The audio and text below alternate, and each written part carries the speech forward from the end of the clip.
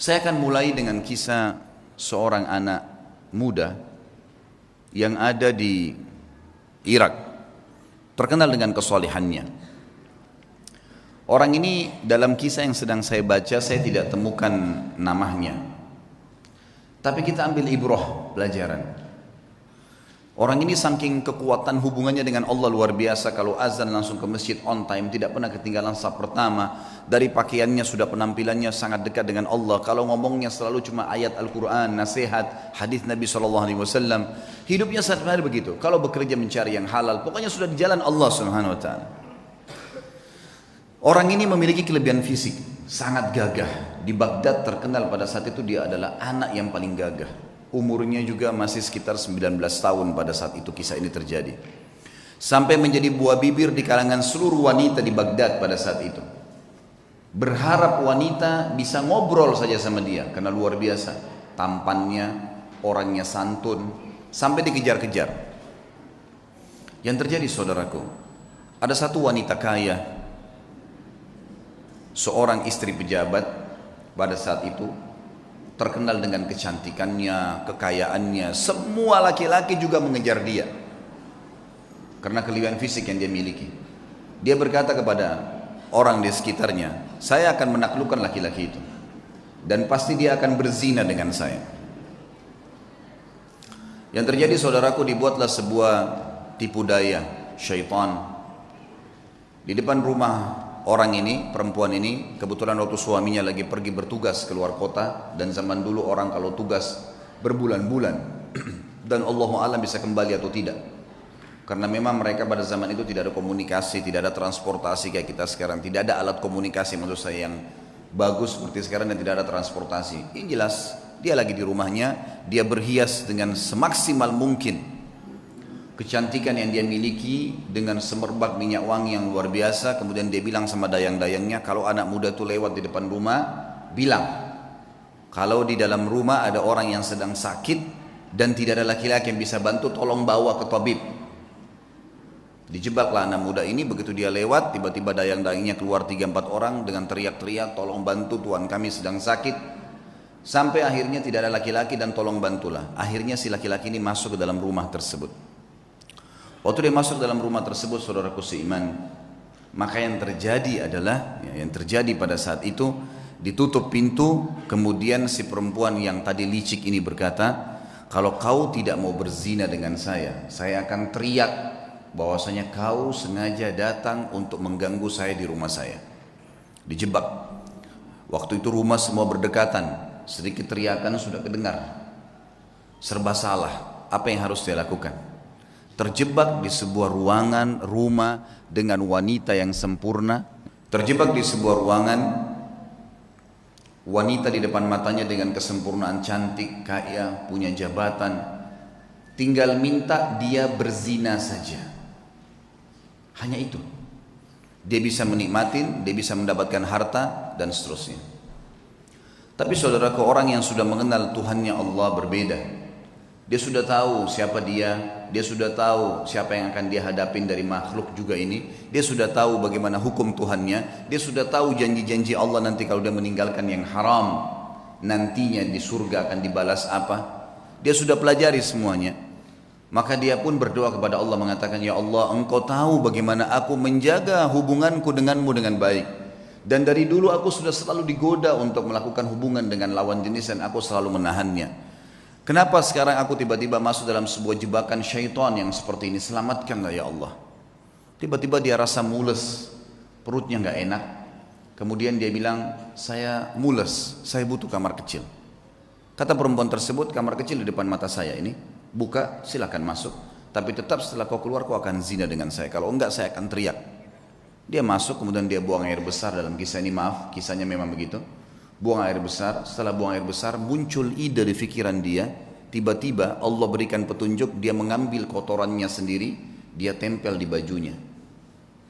Pada saat dia keluar dari ruangan tadi, si perempuan kaya ini yang terkenal dengan kebersihannya, kecantikannya segala, kaget melihat.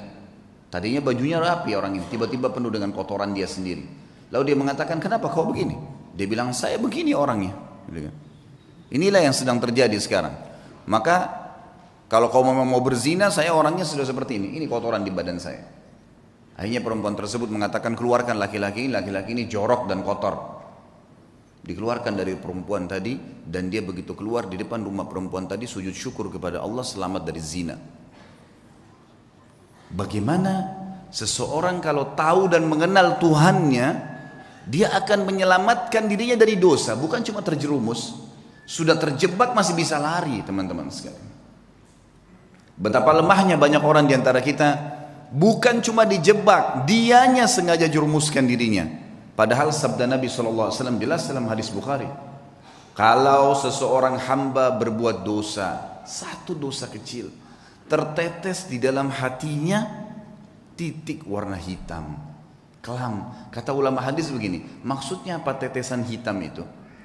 Dia akan merasa beberapa hari ke depan hidupnya gelap, hidupnya sulit dengan satu dosa kecil. Hidupnya sulit, kelam, banyak pintu-pintu rezeki yang masih tertutup sampai titik hitam itu bersih.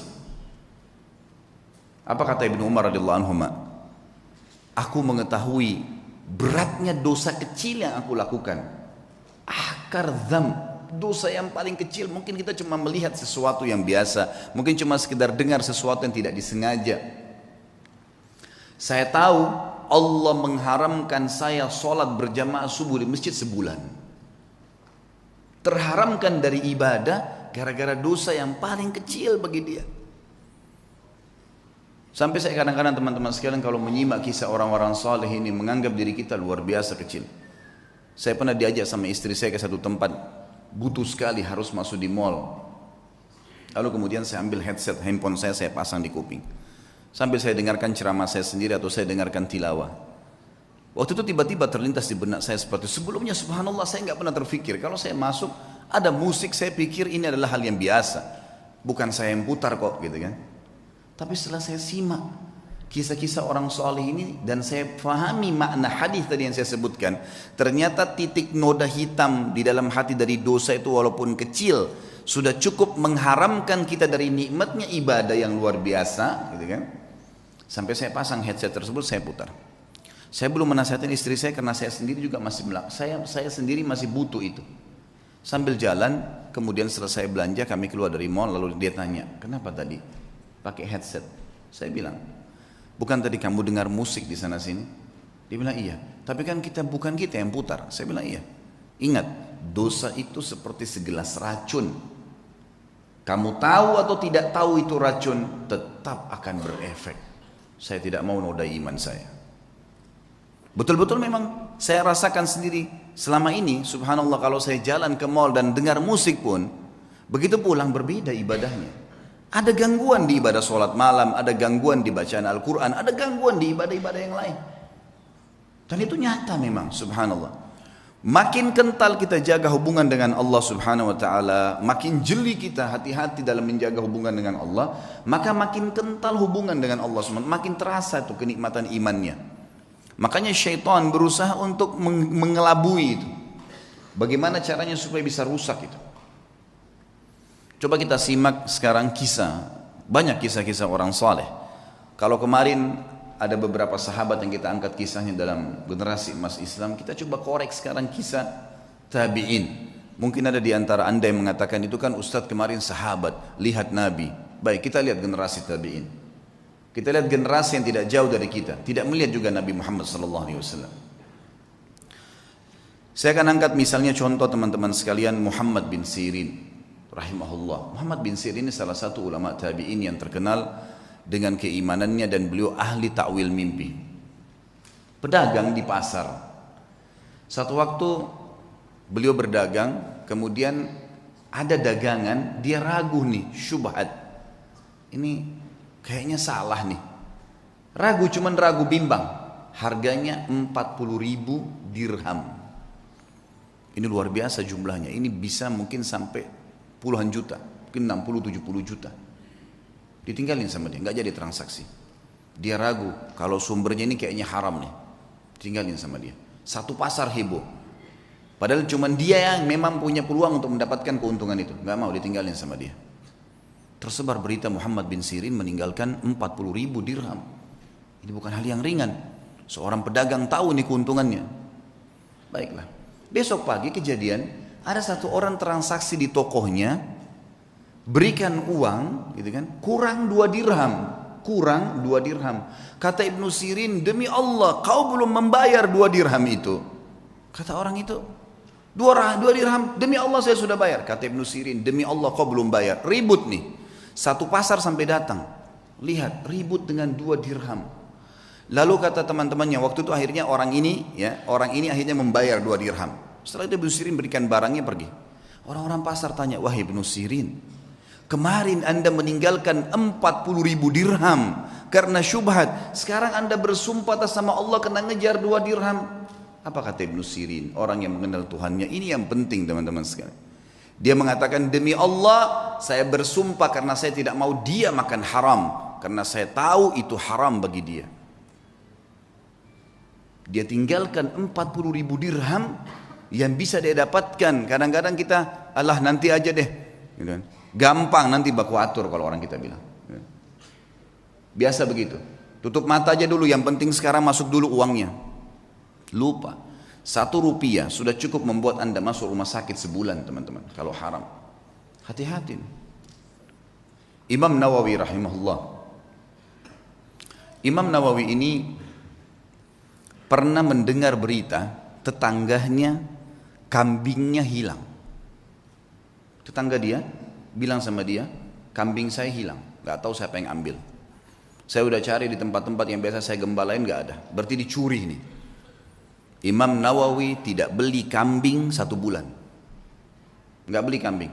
Semua kambing di pasar yang sudah mentah, yang sudah potong atau yang masih hidup dia tidak mau beli. Sampai dia pastikan kambing tetangganya sudah ada beritanya, mati atau memang dia temukan kembali.